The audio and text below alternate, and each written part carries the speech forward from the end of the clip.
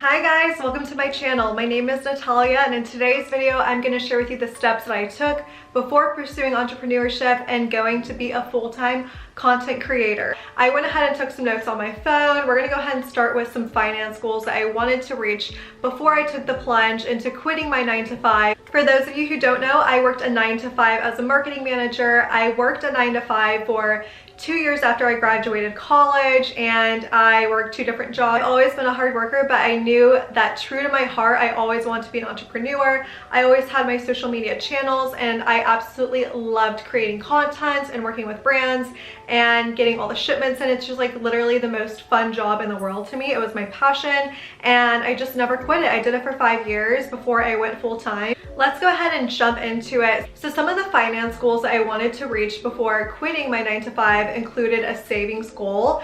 I would definitely recommend having about 6 months to a year's worth of savings before you quit your job to go for your dreams, start your business, be a content creator, whatever it is. And I say this because you always want to be comfortable with the amount of money you're making and be able to make sure you're going to be able to pay off your bills and still save and stuff like that. For me personally, I saved up to a year's worth of savings, and I've always been a huge saver, so it was really easy for me. I don't spend a lot of money. I don't really need to buy things that aren't like necessarily like a necessity, so I just always was saving my money. And mind you, I was working a corporate 9-to-5 at the same time as being a content creator, so I had 2 streams of income that were salaries at that time, so I just saved the majority of it. Another finance goal I had for myself was I wanted to pay off debt.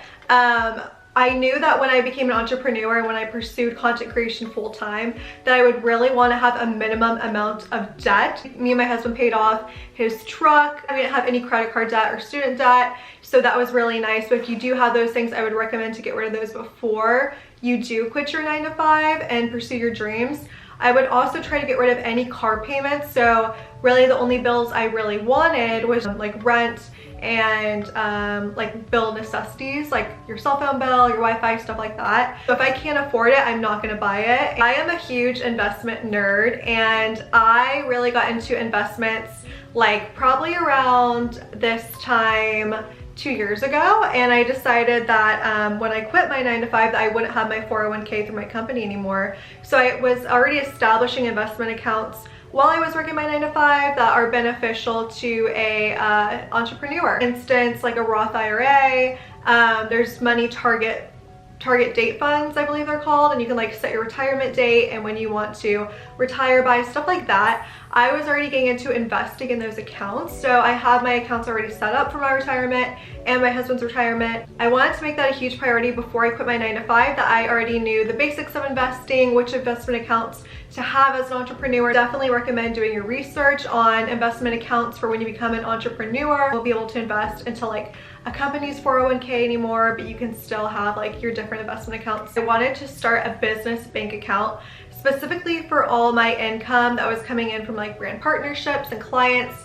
I set it up like a year and a half before I quit my 9-to-5. It's really easy to set up a business bank account. You just need to establish yourself as an LLC or a partnership or a C Corp or S Corp, whatever, and then you'll go to your bank with like your EIN number and all your information on your business and create a business bank account that way. Having this established, I feel like before I quit, was really helpful, and just seeing the flow of things. On top of that, I went ahead and found an accountant.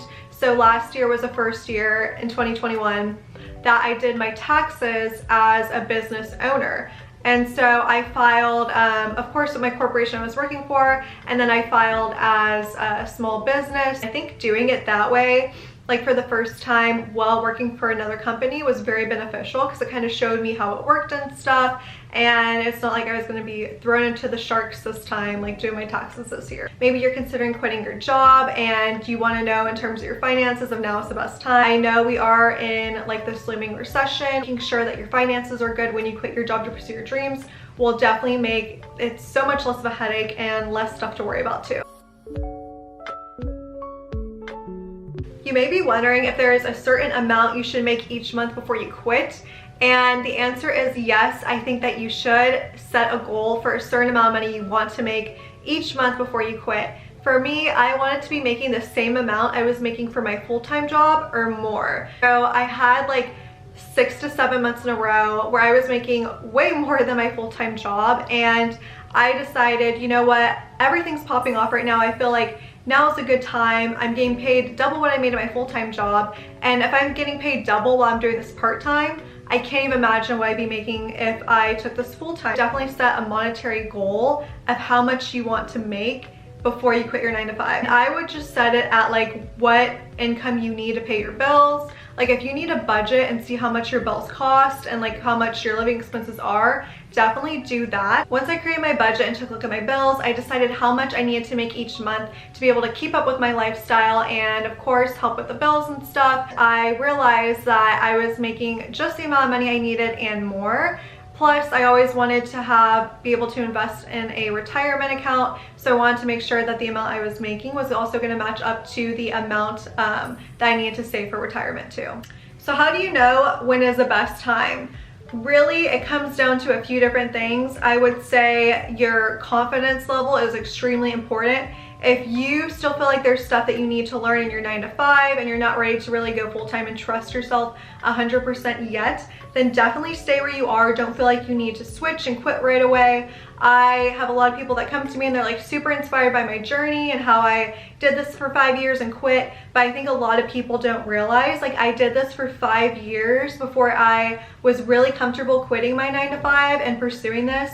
There's still some moments like in my mind where I'm like, what if this doesn't work out? What if I have to get another 9 to 5?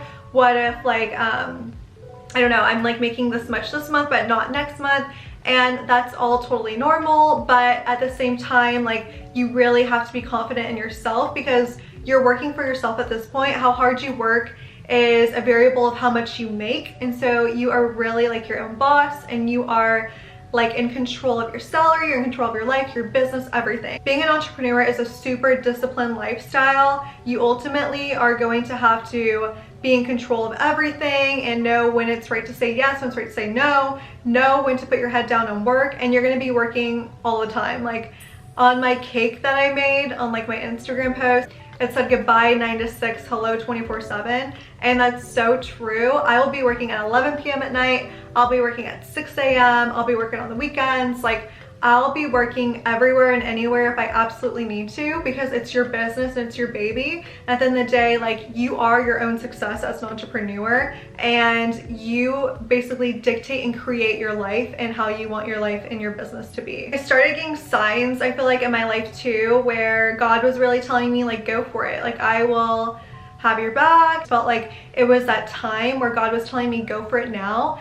And I'm a very like precautious person. I do everything by the book, and I went to college, got the 9 to 5, like whole thing. Lastly, when it comes to preparing for entrepreneurship, you have to have a good mindset. Having a good mindset is like going to the gym every day to get the body that you aspire to have, or that, you know, is like your health goals, whatever it is. Like if you're going to the gym every day to have a certain body or health, then you need to be working on your mindset each day just like that. Thank you guys so much for watching. I hope this video was helpful and answered your questions about the steps that I took before pursuing entrepreneurship. If you are interested in this journey too and you're looking to become a content creator, become an entrepreneur, I always share tips on my social media channels, so make sure you follow me. If you like this video, please hit the like and subscribe to my channel. It would really help me out. Thanks for watching. I'll see you guys next time. Bye. Okay, I'm your sunshine mixed with a little hurricane.